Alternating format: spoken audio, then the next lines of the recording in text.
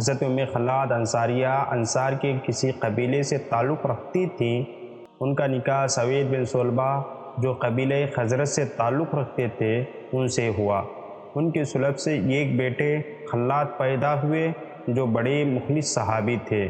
وہ غزوہ بنی قریظہ میں سرکار دو عالم صلی اللہ تعالی علیہ وسلم کے ہم رکاب تھے۔ ایک یہودی عورت نے اپنے مکان کی چھت سے ان پر بھاری پتھر گرا دیا جس کے صدمے سے شہید ہو گئے۔ والدہ کو اڑتی اڑتی خبر ملی تو ان کے بارے میں معلومات حاصل کرنے کے لیے نبی رحمت کی بارگاہ میں حاضر ہوئیں۔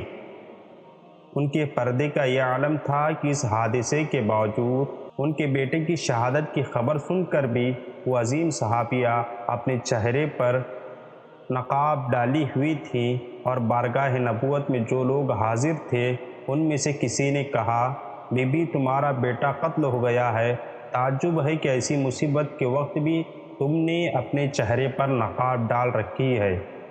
حضرت ام خلاد رضی اللہ عنہا نے نہایت اطمینان سے جواب دیا، اگر میں نے اپنا بیٹا کھویا ہے تو کیا اب شرم و حیا بھی کھو دوں؟ میں نے صرف اپنا بیٹا کھویا ہے، شرم و حیا نہیں کھوئی۔ مسند ابو داؤد شریف میں ہے کہ اس موقع پر حضور نبی رحمت نے فرمایا، تمہارے فرزند کو دوہرا ثواب ملے گا کیونکہ اسے اہل کتاب نے قتل کیا ہے۔ اور حضرت ام خلاد کے مزید حالات اور سوانح سال وفات وغیرہ ہمیں معلوم نہ ہو سکے۔ آپ سے درخواست ہے کہ اپنے گھروں میں اس عظیم صحابیہ کے قول کو اور ان کے عمل کو دیکھتے ہوئے پردے کا اہتمام ضرور کریں۔ ملتے ہیں انشاءاللہ اگلی ویڈیو میں۔ السلام علیکم۔